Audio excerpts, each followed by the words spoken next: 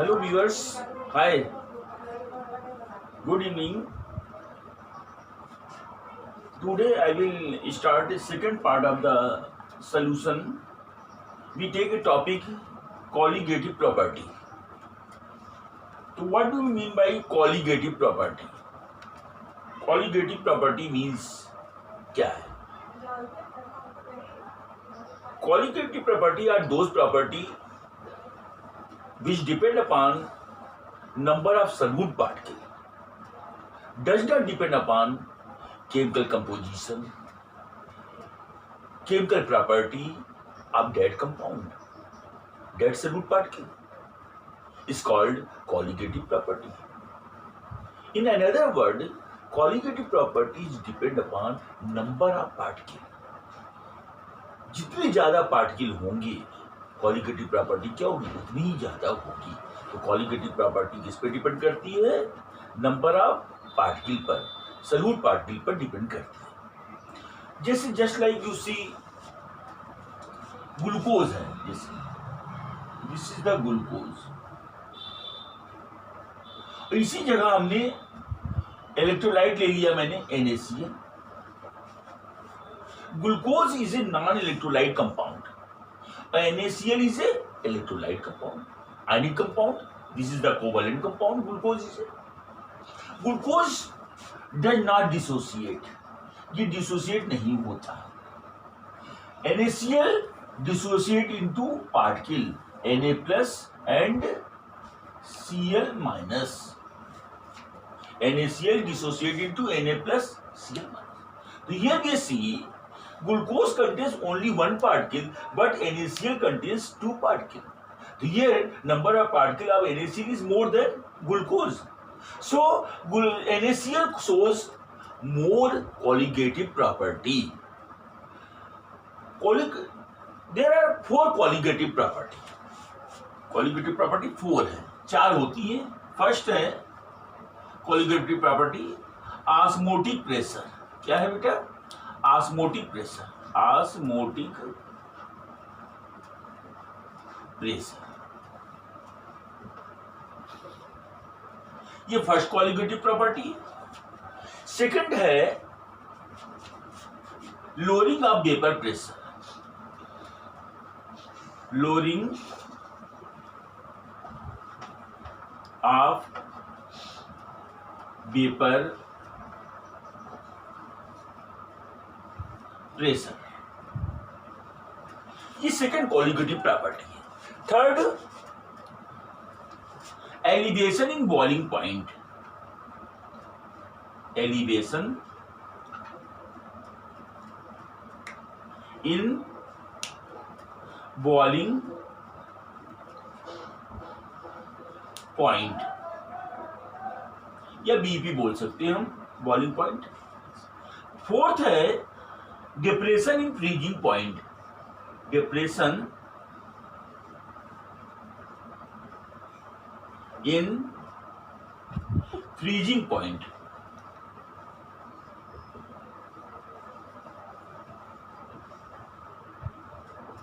It is also written as FP, freezing point.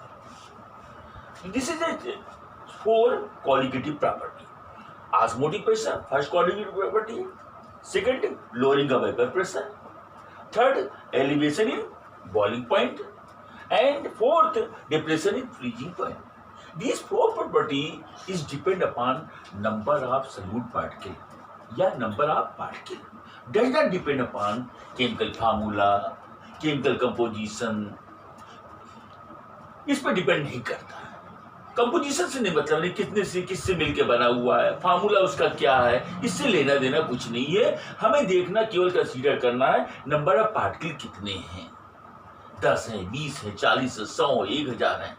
जितने ज्यादा particle होंगे उतने जो होगा हमारा क्या होगा, कॉलिगेटिव प्रॉपर्टी क्या होगी, ज्यादा होगी, उतने वो अफेक्टेड होगी कॉलिगेटिव प्रॉपर्टी. इसके कहते हैं colligative properties depend upon concentration. Colligative property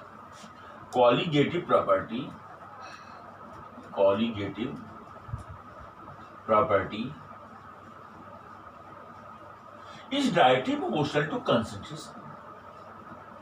concentration is directly post temperature से वेरी करेगा, नंबर पार्टिकल स्प्लिटिंग ज्यादा होगी, टेम्परेचर बढ़ाएंगे तो इससे वेरी कर सकता है।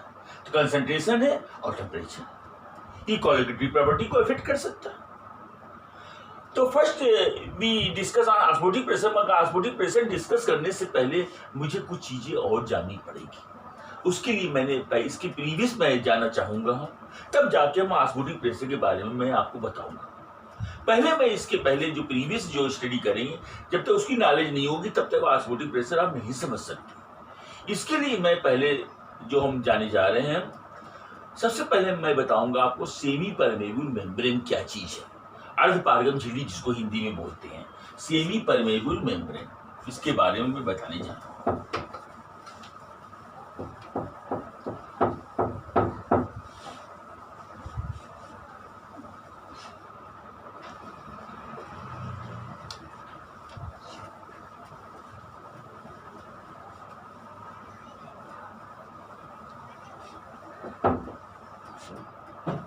Semi permeable membrane, semi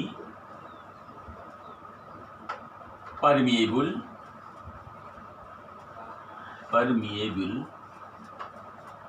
membrane.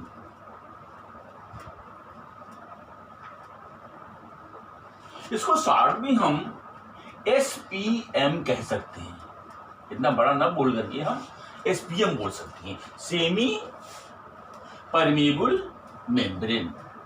In short, we say SPM. SPM is full form. S for semi, P for permeable, M for membrane. तो first I introduce about SPM. SPM क्या होता है इसके बारे में इंट्रोड्यूस कर रहा हूँ आपको।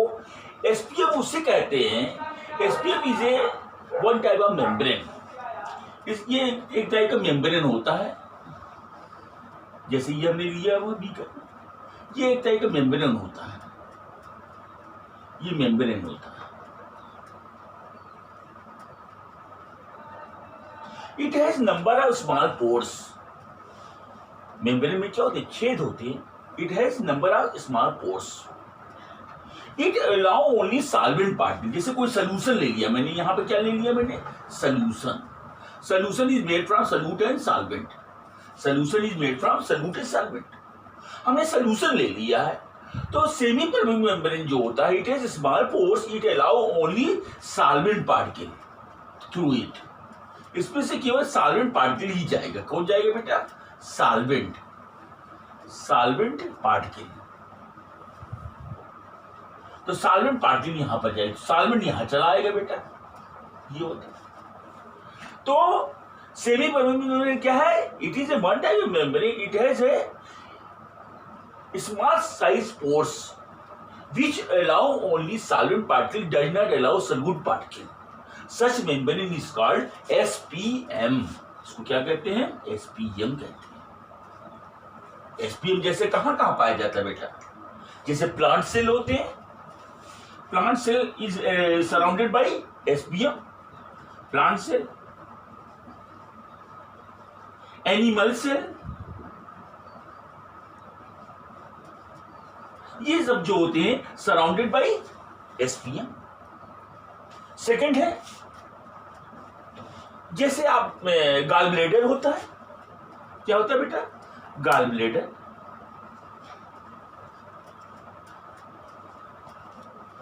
पिग्स ब्लेडर, पिग्स जो होता है, पिग्स ब्लेडर किसका होता है बेटा, SPM का होता है। और देख लीजिए आप, जैसे एग होता बेटा, एग मेम्ब्रेन, एग जो होता है उसके पास सराउंडेड होता है किससे, उस एग मेम्ब्रेन कहते हैं, वो भी SPM होता है, एग मेम्ब्रेन। चौथा बेटा, आर्टिफिशियल मेम्ब्रेन भी होते हैं, जो कि हम लोग रिसर्च वर्क में यूज करते हैं। आर्टिफिशियल मेम्ब्रेन जो होते हैं, जो लैब में यूज किया जाता है, आर्टिफिशियल मेम्ब्रेन। जैसे आर्टिफिशियल मेम्ब्रेन क्यों होता है बेटा, जैसे कॉपर फेरोसाइनाइड, कॉपर फेरोसाइनाइड, ये आर्टिफिशियल मेम्ब्रेन होता है। इसका फार्मूला क्या होता है बेटा, Cu2Fe(Cn6) ये होता है इसका फॉर्मूला होता है Fe2Cn6। या आर्टिफिशियल मेम्ब्रेन कौन होता है? कैल्शियम फास्फेट भी होता है। क्या होता है? Calcium phosphate. इसका फॉर्मूला क्या होता है? Ca3PO4 whole twice. Ca3PO4 whole twice. These are the artificial membrane. It is used for research work in laboratory. इसका यूज करते हैं। और जो हमारा नेचुरली पाया जाता है, जैसे एनिमल मेम्ब्रेन होते हैं, प्लांट्स में जब आप छीलेंगे आप तो पाएंगे ओनियन मेम्ब्रेन होता है, जो गार्लिक होता है, लहसुन को छीलेंगे तो पतली झिल्ली निकलती है, ऐसे ओनियन में आपको पतली झिल्ली निकलेगी। वो क्या होता है बेटा? एसपीएम होता है। एसपीएम की तरह वर्क करता है। उसी तरीके से गाल ब्लेडर हमारे बॉडी में जो होता है, पिक्स ब्लेडर होते हैं, ये क्या होता है? एसपीएम होता है। वो केवल सॉलिड पार्टिकल को ही अलाउ करता है। तभी यूरिन जो होता है हमारे में क्या होता है कि प्योर फॉर्म में आता है, निकलता है, कि सॉल्वेंट निकलता है हमारे बॉडी में। खाना जो खाते हैं वो जो होता है अलग हो जाता है और केवल हमारा सॉल्वेंट पार्टिकल ही क्या होता है वो अलाउ करता है बाहर जाने के लिए। Is it clear? सबको समझ में आ गया? ये एसपीएम के बारे में मैंने बताया। अब मैं बताने जा रहा हूँ इसी से रिलेटेड टॉपिक है, तो इसको जब तक बताते ना तब तक हम आगे वाला समझ ना पाते। अब मैं ले रहा हूँ टॉपिक ऑस्मोसिस। ऑस्मोसिस क्या होता है देखिए।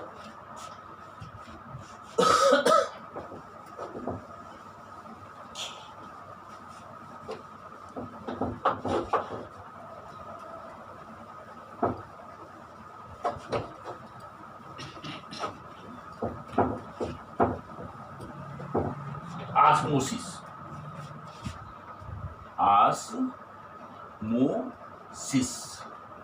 ऑस्मोसिस के बारे में बता रहा हूं आपको। ऑस्मोसिस क्या होता है? What do mean by osmosis? when two different concentrated solution is separated by semi-permeable membrane, then solvent molecule will flow from dilute solution to concentrated solution. This process is continue until both solution achieve equal concentration. जैसा आप लोग जानते हैं heat वूट में physics पढ़ते हैं, hot body से कोल्डर बॉडी की ओर हीट का सप्लाई होती है। ये प्रोसेस तब तक चलता है जब तक दोनों बॉडी का टेम्परेचर सेम नहीं हो जाता, जब कांस्टेंट हो जाता है, इक्विलिब्रियम पोजीशन आकर कर लेता है। उसी तरीके से जो ऑस्मोसिस प्रोसेस होता है, इसमें दो डिफरेंट कंसंट्रेटेड सोल्यूशन लेते हैं, उसको अर्धपारगम झिल्ली से क्या करते हैं, एसपीएम से क्या करते हैं, सेपरेट कर देते हैं। अब हम देखते क्या है, सॉल्वेंट पार्टिकल जो होता है डाइल्यूट सॉल्यूशन से कंसंट्रेट सॉल्यूशन की ओर तब तक फ्लो करता है जब तक कि दोनों सॉल्यूशन का कंसंट्रेशन इक्वल नहीं हो जाता, इक्वलाइज नहीं हो जाता है। जब इक्वल हो जाएगा तो ऑस्मोसिस प्रोसेस गेट स्टॉप, उसमें बंद हो जाएगा ऑस्मोसिस होना, है ना। इसी को ऑस्मोसिस कहते हैं बेटा, फ्लो करने को। जैसे देख लीजिए फिगर के थ्रू मैं एक्सप्लेन कर रहा हूँ आपको। जैसे ये मैंने बीकर लिया हुआ आपके सामने, ये बीकर है, इसमें यहाँ पर मैंने एसपीएम लगा दिया, ये मेम्ब्रेन लगा दिया एसपीएम की, दिस इज द एसपीएम। यहाँ मैंने क्या किया, डाइल्यूट सोल्यूशन लिया हुआ है, ये डाइल्यूट सोल्यूशन ले लिया मैंने, और यहाँ पर मैंने कंसंट्रेट सोल्यूशन लिया हुआ है, कंसंट्रेट सोल्यूशन। अब क्या होता है, ऑस्मोसिस मींस क्या होता है, when two different concentrated solution is separated by SPM, then solvent molecule will flow from dilute to concentrated solution. तो solvent particle, only solvent particle, ये देखिए solvent particle, ये solvent particle फ्लो करेगा, unidirectionally होता है। कैसा होता है, unidirectionally solvent particle will flow। ये solvent है बेटा, क्या है, solvent particle will flow from dilute to concentrated solution. This process is called osmosis. इसी को osmosis कहते हैं। Is it clear? Osmosis. जैसे फॉर एग्जाम्पल मैं ले रहा हूं osmosis का, जैसे आपने देखा होगा, एक आप लोग खाते होंगे डेली अपने घरों में यूज करते लोग, एक का ही एग्जाम्पल दे रहा हूँ, कॉमन एग्जाम्पल है, जल्दी समझ में आएगा आपको ब्रेन में। एक का ले रहे हैं, देखिए एक बना रहे हैं,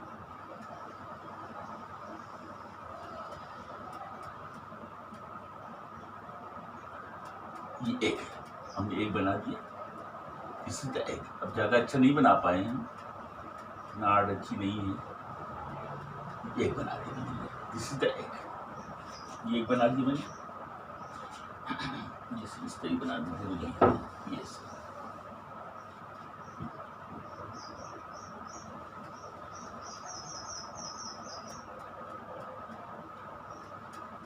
ये एग, जिसे एग बना दी मैंने। अब देखिए एग का जो आउटर सरफेस होता है सबसे हार्ड होता है, ये हार्ड सरफेस होता है, ये आउटर सरफेस होता है, ये हार्ड होता है। ये किस चीज का बना होता है बेटा? Outer surface of egg is made from which calcium carbonate, white होता है ना, कैल्शियम कार्बोनेट होता है, CO3 का होता है। आउटर सरफेस जो होता है इज मेड फ्रॉम कैल्शियम, और हार्ड होता है, बहुत ज्यादा हार्ड होता है। ये कैल्शियम कार्बोनेट क्या है? लाइमस्टोन बोलते हैं इसको। तो पत्थर किससे होता है? वो हार्ड होता है, वो बाहर वाला हिस्सा जो होता है कैल्शियम कार्बोनेट का बना होता है। इसी के जस्ट जैसे इनर आएंगे हम, तो यहाँ पे मेम्ब्रेन रहती है। यहाँ क्या रहती है बेटा? ये मेम्ब्रेन, देखिए डॉटेड लाइन से मैं बना रहा हूँ, ये इसलिए मेम्ब्रेन रहती है। ये जब खोलेंगे आप आउटर फोर्सेज जब बॉयल करके देखते होंगे आप, तो देखिएगा आप जो बाहर वाला हिस्सा निकालेंगे पतली झिल्ली मिलती है आपको, वो एसपीएम होती है। ये बेटा एसपीएम होती है। क्या होती है? एसपीएम। सिंपल। इसके अंदर फ्लूइड होता है, इसके अंदर क्या होता है? फ्लूइड भरा होता है। क्या भरा होता है? फ्लूइड होता है। और बीच वाला योल्क होता है। बीच वाला पोर्शन क्या होता है? योल्क। विटामिन होता है, वो प्रोटीन होता है, उसमें योल्क होता है ये बीच वाला। और यहाँ फ्लूइड होता है, स्टार्च, एल्बुमिन, ये होता है हमारा। अब इस एग को अगर हमें, ये फ्लूइड जो होता है साल्टी, डाइल्यूट साल्टी होता है। कैसा होता है? डाइल्यूट साल्टी, डाइल्यूट साल्टी होता है। अब इसको हम जो है बेटा, मैं क्या कर रहा हूं, एक बीकर लेते हैं, उसमें डिप कर देते हैं, इसमें कंसंट्रेट NaCl ले लेते हैं। क्या ले लेते हैं? Concentrate NaCl solution. नमक कभी ले लेते हैं, NaCl सोल्यूशन। हमने एक को क्या किया? कंसंट्रेट NaCl सोल्यूशन में डिप कर दिया। देन वी सी इनर जो फ्लूइड है, जो अंडे के अंदर है फ्लूइड, वो डाइल्यूट साल्टी है। और आउटर जो मैंने जो अपने हिसाब से नमक डाल के जो मैंने बनाया है वो कंसंट्रेट NaCl सोल्यूशन है। Due to osmosis inside fluid of egg comes out. ये क्या होगा? लिक्विड क्या होगा? बाहर आने लगेगा। Inside liquid comes out into the concentrate NaCl solution. ये fluid comes out due to osmosis, क्योंकि ऑस्मोसिस की डिफिनेशन मैंने बताई आपको है।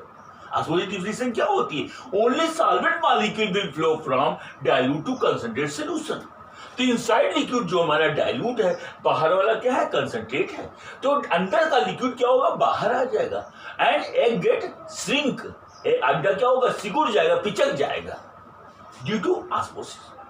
वही आप लोग देखते होंगे in case of the cough and cold, आपको आवाज जो होती है, साउंड जो होता है हमारा जो होता है खराब हो जाता है, भारी आवाज आ जाती है। ऐसा क्यों होता है?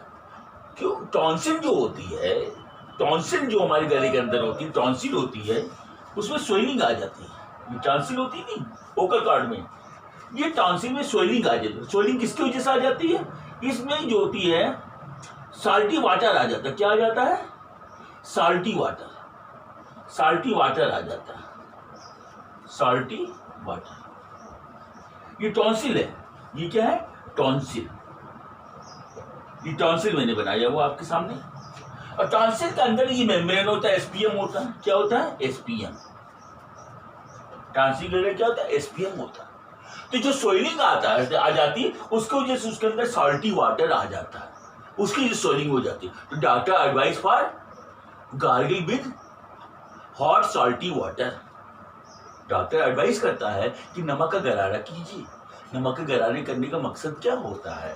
जो अंदर का जो साल्टी वाटर होता है वो डाइल्यूट होता है, और जब नमक का गरारा करेंगे हम तो ये वाटर क्या होगा? बाहर चलाएगा। ये साल्टी वाटर क्या होगा? बाहर चला जाएगा। और टॉन्सिल हमारा क्या रिकवर हो जाएगा, अपने ओरिजिनल स्टेट में चला जाएगा। हमारा जो बैड थ्रोट था, जो खराब गला था, वो ठीक हो जाएगा। ये ड्यू टू ऑस्मोसिस वजह से होता है। It is clear? अब मैं अदर एग्जाम्पल दे रहा हूं, आपके सामने बहुत सी एग्जाम्पल रखी हुई है ऑस्मोसिस की मैंने, कि दिस इज द चना, जिसको ग्राम कहते हैं हम, इसको चना कहते हैं, ये चना है, देख लीजिए, दिस इज द चना। क्या है ये? चना। चना लिया हुआ है, ये बिल्कुल स्विंग पोजीशन में है, कैसी है? सिकुड़ी स्तर में चिपक पिचका हुआ है चना ये। अब चने को जो है, जब पानी के अंदर, वाटर के अंदर डाल दीजिए आप चने को किसमें डाल देते हैं? वाटर के अंदर डाल देते हैं। जब चने को जब वाटर के अंदर डाल देते हैं तो ड्यू टू ऑस्मोसिस, चने के अंदर क्या होती है? मेम्ब्रेन होती है। ड्यू टू ऑस्मोसिस चने के अंदर का लिक्विड कंसंट्रेट है, तो due to osmosis outer liquid flows inside the gram, चने के अंदर थ्रू एसपीएम उसके अंदर चला जाएगा। क्या चला जाएगा? उसके अंदर चला जाएगा। Outer liquid goes into inside the, ये देख लीजिए आप लोग, ये देखिए, ये चना, देखा आपने? ये क्या है? चना। तो चना क्या है? देखिए आप लोग, ये कितना छोटा चना है, देखा आपने? और ये फूल गया, कैसा हो गया? ये फूल गया ड्यू टू ऑस्मोसिस। तो outer water goes into the gram through SPM, तो ग्राम गेट सोल्यूशन। चना क्या होता है? फूल गया ड्यू टू ऑस्मोसिस। तो ऑस्मोसिस चना क्या होता है? फूल गया, क्योंकि बाहर का लिक्विड हमारा डाइल्यूट है और इनसाइड द ग्राउंड लिक्विड जो है कंसंट्रेट है, तो अंदर बाहर वाला लिक्विड अंदर इंटर कर जाता है और चना क्या होता है? फूल जाता है। समझ में आया? ड्यू टू ऑस्मोसिस की वजह से ऐसा होता है। और अनदर एग्जांपल ले रहे हैं आप, जैसे दिस इज द किशमिश, ये क्या है? किशमिश लिया हुआ हमने, क्या लिया हुआ? किशमिश। देखिए कितना पिचकिया है, किशमिश कैसी है? पिचकी अवस्था में। देख लीजिए आप, किशमिश है ये किशमिश लिया हुआ है, ये पिचकी अवस्था में है।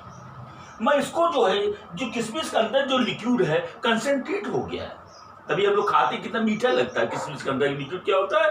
कंसंट्रेट हो गया है। जब इसमें हम पानी मिला देते हैं, किशमिश को पानी में डाल देते हैं, किशमिश को क्या करते हैं? पानी में डाल देते हैं, तो जो पानी है, वाटर क्या है? डाइल्यूट है, वो क्या होता है? किशमिश के अंदर मेम्ब्रेन के थ्रू अंदर चला जाता है और किशमिश क्या होती है? स्वेल सब हो जाती है, फूल जाती है ड्यू टू ऑस्मोसिस। तो ये मैंने ऑस्मोसिस एक्सप्लेन करने के लिए ये सब मैंने प्रैक्टिकल के थ्रू आपको समझाया, मैंने ये प्रैक्टिकल करके आपको अपने दिखाया। ये सब चना वाला एग्जाम्पल लिया मैंने, ये किशमिश वाला एग्जाम्पल लिया मैंने, और थ्योरेटिकल मैंने आपको एक के थ्रू मैंने समझाया। इधर हमने मेडिकल के थ्रू मैंने टांसिल वाला मैंने समझाया आपको कि ऑस्मोसिस वजह से होता कैसे है, ये मैं आपको समझा रहा हूँ। Is it clear? समझ में आ गया सबको? अच्छा, नेक्स्ट में मैं बताने जा रहा हूँ आपको ऑस्मोटिक प्रेशर। ऑस्मोटिक प्रेशर क्या होता है? ऑस्मोटिक प्रेशर नहीं, पहले आप देख लीजिए डिफ्यूजन, पहले देख लीजिए आप ऑस्मोटिक प्रेशर, उसके बाद बता रहे हैं। पहले इसी लगे हम, उसी से रिलेटेड हमारा डिफ्यूजन भी है, उसको बता दे रहे हैं आप। डिफ्यूजन, देखिए डिफ्यूजन,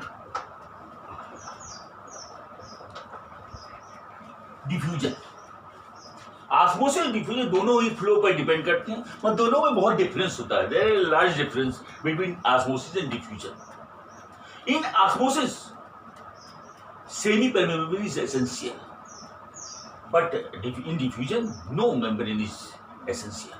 कोई मेम्ब्रेन की कोई जरूरत नहीं डिफ्यूजन के लिए। In case in diffusion, when two different concentrated solutions are in come in contact, then solute and solvent both molecule will flow in each direction. दोनों पार्ट के इसमें फ्लो करते हैं, सल्यूट के पार्ट की भी फ्लो करते हैं, सॉल्वेंट की भी फ्लो करते हैं in case of diffusion. But in case of osmosis only solvent molecule will flow unidirectionally from dilute to concentrate. यहां हम क्या देख रहे हैं डिफ्यूजन में कि solvent molecule will flow from dilute to concentrate solution and solute molecule will flow from concentrate to dilute solution. Just like you see, I take an example. ये मैंने लिया हुआ है, धूप बत्ती लिया हुआ है, दिस इज द धूप बत्ती, ये लिया हुआ मैंने धूप बत्ती। तो मैं आपको डिफ्यूजन बता रहा हूं, कैसे डिफ्यूजन कैसे होता है, देखिए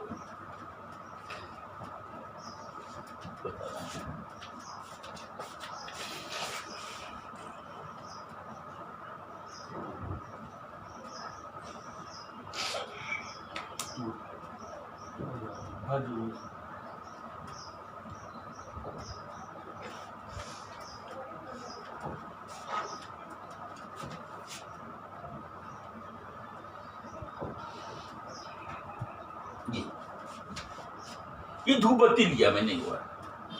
अब देखिए आप लोग, धूप बत्ती जो है ये कंसंट्रेट है। कैसी है बेटा?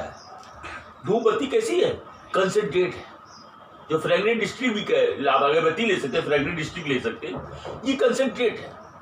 अब इसमें से जो परफ्यूम है, जो सल्यूट पार्टिकल है, solute particle will flow from concentrate to dilute. तो मतलब जो सल्यूट पार्टिकल यहाँ कंसंट्रेटेड सोल्यूशन में है, तो कंसंट्रेट से सल्यूट पार्टिकल निकल के, परफ्यूम निकल करके क्या होता है, अराउंड द एटमॉस्फेयर। एयर जो हमारा क्या डाइल्यूट है, एयर भी है जो सॉल्वेंट हमारा, तो एयर क्या हमारा डाइल्यूट है। तो कंसंट्रेट से डाइल्यूट की ओर ये फ्लो होने को क्या बोलते हैं सर? डिफ्यूजन कहते हैं। This is the example of the diffusion. यहाँ पर क्या है, जो सल्यूट पार्टिकल है कंसंट्रेट टू डाइल्यूट, मतलब एयर में जा रहा है। ये स्मेल जो जा रही, किस में जा रही? एयर में जा रही। This is the example of the diffusion. तो आपको बिल्कुल क्लियर हो गया होगा कि डिफ्यूजन और ऑस्मोसिस क्या है। दोनों में बताना जरूरी था, इसलिए मैंने क्या कि ऑस्मोसिस बताया है, तो डिफ्यूजन भी बता देना चाहिए, जिसमें डाउट क्लियर हो जाए आप लोगों का।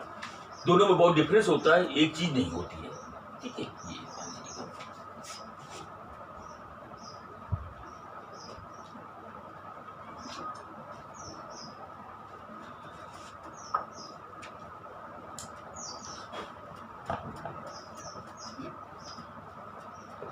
अब इसके बाद मैं ले रहा हूं topic osmotic pressure.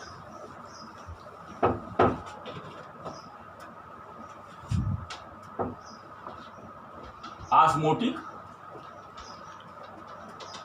Pressure, osmotic pressure, इसको बहुत सी किताबों में पाई से भी डिनोट करते हैं और कुछ लोग पी से भी करते हैं। इसको osmotic pressure it is denoted by pi R T. किसी किसी बुक में पाई से भी डिनोट किया गया है, किसी में सी बोर्ड में, ईपी बोर्ड में कहीं पी से भी किया गया इसको डिनोट। तो ये ऑस्मोटिक प्रेशर के बारे में बता रहे क्या होता क्या है। जैसे समझ लीजिए आप लोग ऑस्मोटिक प्रेशर क्या है। जैसे ये बीकर लिया हुआ, ये बीकर लिया हुआ, ये आपका मेम्ब्रेन है, ये क्या है, एसपीएम है, दिस इज द मेम्ब्रेन। यहां पर जो है सॉल्वेंट है और यहां क्या बेटा है, कंसंट्रेट सॉल्यूशन है। तो सॉल्वेंट पार्टिकल जो होते हैं will flow from dilute to concentrate solution. Solvent molecule क्या होगा, कंसंट्रेट में जाएगा, यहां आ जाएगा, इससे ही फ्लो करेगा। Solvent will flow from dilute to concentrate solution. अगर इस पर हम कोई प्रेशर अप्लाई कर दें, कोई पिस्टन लगा देते हम, ये पिस्टन है, दिस इज द पिस्टन, ये पिस्टन है, ये क्या है, पिस्टन है। With the help of piston we apply external pressure to stop the osmosis of solvent molecule into the solution. Such external pressure is called osmotic pressure. इसको क्या बोलते हैं हम, osmotic pressure कहते हैं, osmotic pressure. तो the external pressure which applied on the solution to prevent flow of osmosis of solvent particle into the solution through SPM is called osmotic pressure. In another word हम बोल सकते हैं the minimum pressure is applied on solution by which vapor pressure of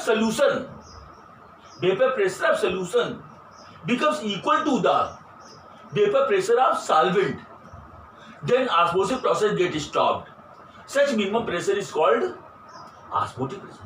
मतलब इस पर इतना minimum pressure लगावें जिससे जो सोल्यूशन है उसका वेपर प्रेशर जो है इतना बढ़ जाए कि सॉल्वेंट के बराबर हो जाए। उस स्टेज में जब दोनों का प्रेशर बराबर हो जाएगा, जब दोनों का प्रेशर, जिससे इसका प्रेशर पाई 2 है और इसका प्रेशर पाई 1 है, जब दोनों बराबर हो जाएंगे, पाई 1 इक्वल टू पाई 2, प्रेशर दोनों का जब बराबर हो जाएगा तो क्या हो जाएगा? ऑस्मोसिस नहीं होगा, नो ऑस्मोसिस टेक प्लेस। या अनदर वर्ड, एक और वर्ड हम इसका डिफिनेशन यूज कर सकते हैं, when hydraulic pressure is applied on solution by which solvent molecule will not flow into solution through SPM, such hydraulic pressure is called osmotic pressure. उसे osmotic pressure कहते हैं। Who was discovered osmotic pressure? Berkeley Hartley. कौन थे scientist? Berkeley Hartley.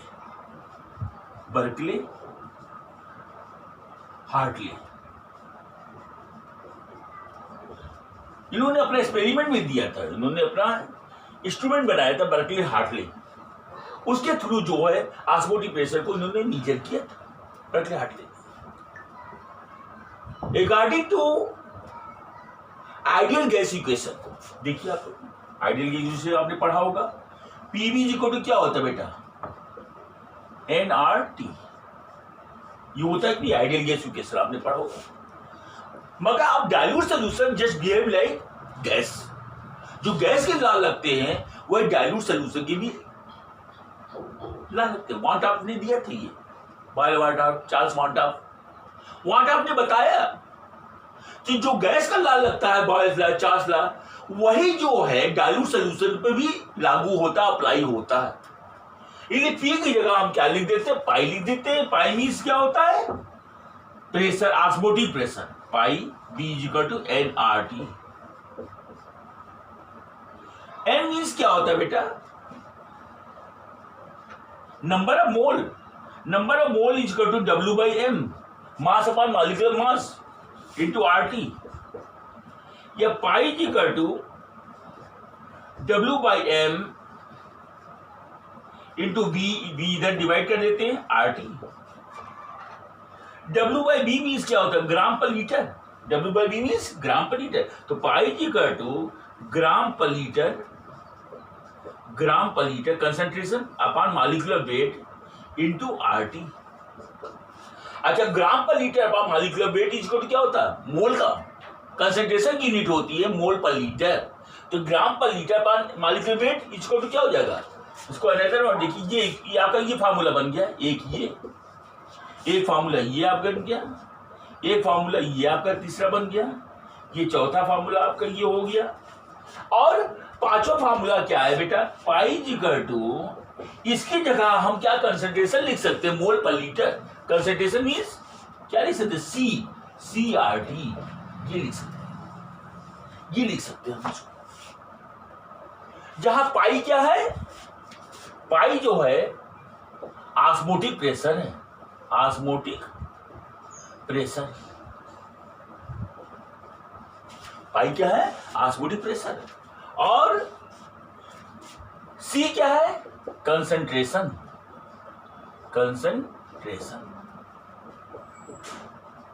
T क्या है? Absolute temperature है। क्या है? Absolute temperature. अगर डिग्री सेंटीग्रेड में रहेगा तो उसमें 273 जोड़ करके तब लगाइएगा क्वेश्चन। एब्सोल्यूट टेम्परेचर है। और आर क्या है बेटा? गैस कांस्टेंट या सोल्यूशन कांस्टेंट है।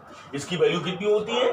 0.082 लीटर एटमॉस्फेयर पर केल्विन पर मोल। आर की वैल्यू क्या होती है? 0.082 लीटर एटमॉस्फेयर, 0.082 लीटर एटमॉस्फेयर पर केल्विन पर मोल। ये आर की वैल्यू होती है, ये हमेशा कांस्टेंट रहती है, ये चेंज नहीं होगी ये वैल्यू। इस तरीके से हम ऑस्मोटिक प्रेशर को हम फाइंड आउट कर सकते हैं। उसके बाद मैं ले रहा हूं आपको, इसको नोट कर लिया आप लोगों ने, इसे देख लीजिए आप लोग, मैं रब कर रहा हूं उसको।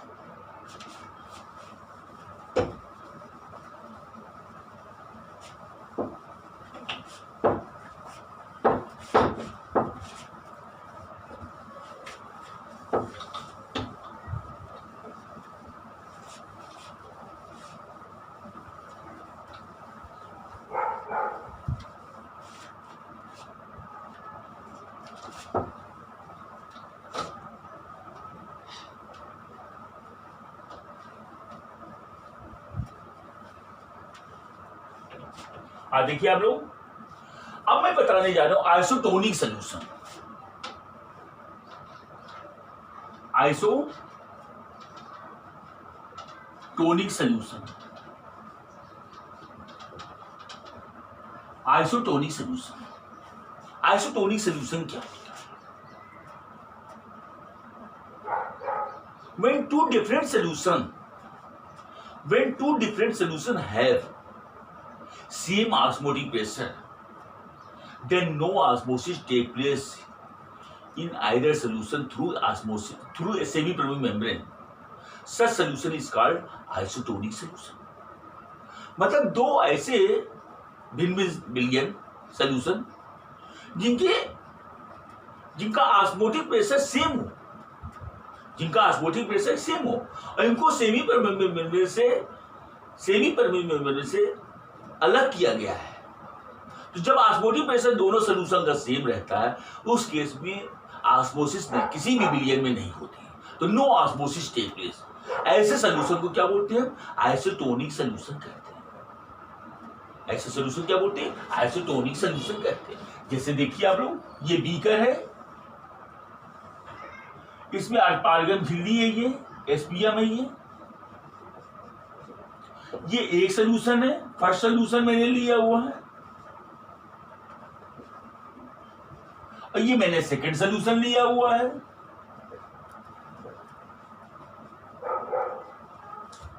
ये second solution, this is the first solution, this is second solution, both are separated by SPM. If both have same osmotic pressure, जैसे सपोज कि ऑस्मोटिक प्रेशर इसका पाई 1 है, इसका ऑस्मोटिक प्रेशर क्या है? पाई 2 है। अगर ऐसी सिचुएशन आ जाती है कि दोनों का ऑस्मोटिक प्रेशर सेम है, मतलब pi 1 is equal to pi 2 हो जाता है, in such case no osmosis take place in any solution. न इसका इसमें जाएगा सॉल्यूशन, न इसका इसमें सॉल्वेंट पार्टिकल फ्लो करेगा। ऐसे दोनों सॉल्यूशन क्या बोलते हैं हम? आइसोटोनिक सॉल्यूशन कहते हैं। अर्थात दोनों सॉल्यूशन का मोलर कंसंट्रेशन सेम रहेगा। दोनों का मोलर कंसंट्रेशन क्या होगा बेटा? इसका C1 अगर इसका C2 है, तो दोनों का कंसंट्रेशन भी क्या होगा? सेम रहेगा। मतलब C1 बराबर C2। जब दोनों का कंसंट्रेशन सेम रहेगा तो किसी भी इस सॉल्यूशन में सॉल्वेंट पार्टिकल फ्लो नहीं करेगा। मतलब ऑस्मोसिस प्रक्रिया क्या होती है?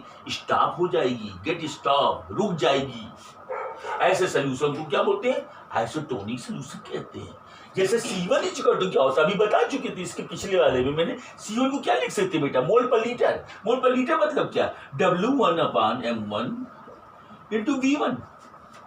ये C1 हो गया, इक्वल टू W2/m2V2। अब इस पर आप न्यूमेरिकल आराम से कर सकते हैं। इसी दे देंगे, इसका आपको W2 नहीं दिया गया, M2V2 दिया गया है, आराम से आप न्यूमेरिकल इसका आइसोटोनिक सॉल्यूशन का आप दिखा सकते हैं। मैं कंडीशन देखिएगा आप, अगर वो कहेगा ऑस्मोटिक प्रेशर दोनों का सेम है, उनका दोनों का मोलर कंसंट्रेशन से, तब ये न्यूमेरिकल आप लगाएंगे इसको। Is it clear? अच्छा, डेली लाइफ में क्या इसका यूज है बेटा आइसोटोनिक सॉल्यूशन का? देखिए 0.9% सलाइन वाटर, सलाइन मतलब नमक का, saline water, 0.9% saline water is isotonic with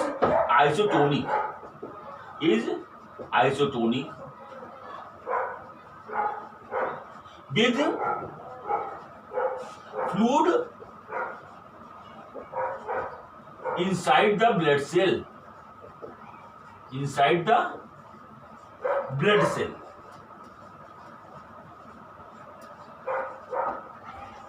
हमने क्या बोला आपको? 0.9% saline water is isotonic with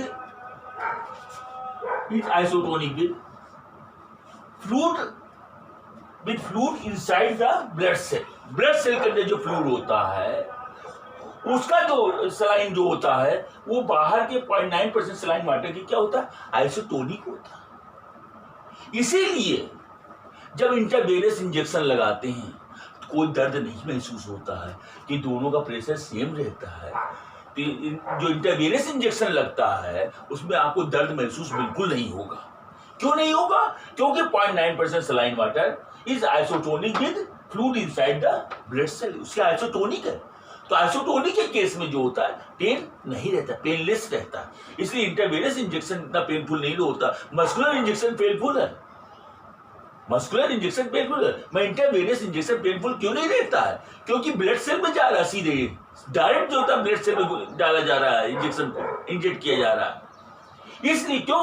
क्योंकि 0.9% सलाइन वाटर जो है is isotonic with fluid inside the blood cell.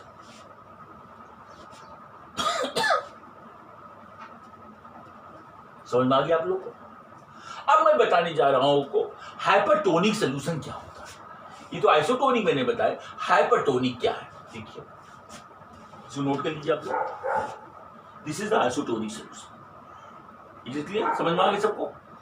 अब देखिए हाइपरटोनिक सोल्यूशन बता रहे हैं, hypertonic solution.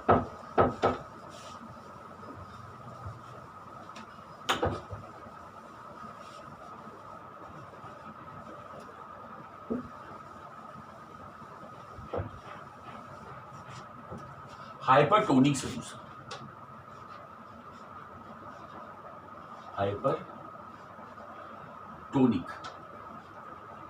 Hypertonic solution. when pressure is greater than osmotic pressure, when pressure is greater than osmotic pressure, this is called hypertonic solution. When pressure is greater than osmotic pressure, this is called hypertonic solution.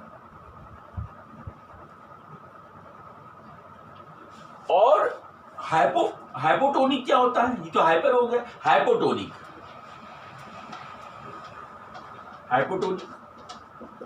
solution.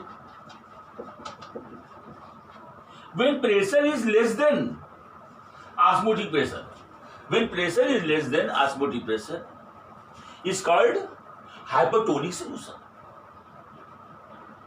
We discuss in another topic reverse osmosis क्या होती है। Reverse osmosis क्या है?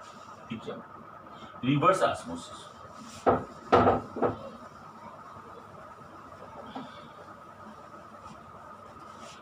Reverse osmosis reverse osmosis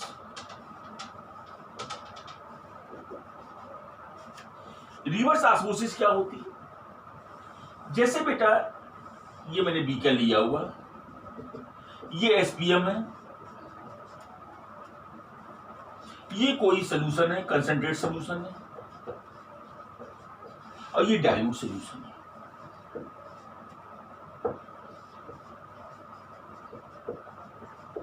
ये concentrate solution, ये क्या बेटा? Dilute solution है। अगर ऐसी सिचुएशन आती है कि जो प्रेशर होता है is greater than osmotic pressure, pressure जो होता है जब ऑस्मोटिक प्रेशर से ज्यादा हो जाता है, उस केस में solvent molecule will flow from concentrate to dilute solution. उल्टा काम होगा इसमें, solvent molecule will flow from concentrate to dilute, concentrate to dilute. ये सॉल्वेंट है, ये सॉल्वेंट फ्लो कर रहा है, only solvent molecule will flow from concentrate to dilute. उल्टा होता प्रोसेस में, क्योंकि ऑस्मोसिस में क्या होता था? Solvent molecule will flow from dilute to concentrate, but in case of reverse osmosis solvent molecule will flow from concentrate solution to dilute solution in case when P is greater than osmotic pressure. जब P की value जो होती है पाई से ज्यादा होती है, उस केस में रिवर्स ऑस्मोसिस टेक प्लेस। इसका यूज कहाँ होता है? बहुत अच्छा यूज है हमारा इसका, ये है ड्रिंकिंग वाटर प्रिपेयर करने में होता है इन सीसोर एरियाज। जैसे ये हमारे मेट्रोपोलिटन सिटीज है, हमारे जो सीसोर एरियाज में पड़ते हैं, जैसे बॉम्बे है, हमारा चेन्नई है, मद्रास चेन्नई जो है वहां पर है आपका, जितने बड़े शहर है, कलकत्ता है, तो वहां पर जो सी वाटर होता है वो कंसेंट्रेट सलाइन वाटर होता है, उसमें नमक का पानी होता है, कंसेंट्रेट होता है। तो उसमें नमक के पानी से प्योर वाटर, ड्रिंकिंग वाटर को सेपरेट करने को डीसलाइनेशन कहते हैं। क्या कहते हैं? डीसलाइनेशन। डीसलाइनेशन प्रोसेस के थ्रू, रिवर्स ऑस्मोसिस के थ्रू जो होता है वो कंसेंट्रेट सी वाटर से क्या करते हैं, प्योर वाटर बाहर कर लिया जाता है, और जिसका यूज जो होता है ड्रिंकिंग पर्पज से करते हैं। इस तरीके से इन सिटीज में जो होते हैं ड्रिंकिंग वाटर प्रिपेयर किया जाता है इस तरीके से, रिवर्स ऑस्मोसिस। इसका यूज वहां पर भी हमारा, समझे नहीं बेटा? इस तरीके से हमारा ये टॉपिक, हमारा कोलिगेटिव प्रॉपर्टी का पहला टॉपिक जो था हमारा ऑस्मोटिक प्रेशर, उसके बारे में मैंने बताया। Tomorrow I will discuss on relative lowering of vapour pressure, elevation in boiling point, depression in pre. Okay, thank you, good evening again. आपको अच्छा लगा हो मेरा तो मेरा चैनल, तो आप इसे सब्सक्राइब कीजिएगा, लाइक्स भेजिएगा। मैं आपका बहुत ग्रेटफुल रहूंगा, मैं आभारी रहूंगा आपका, मैं ग्रेटफुल रहूंगा। Thank you, thank you.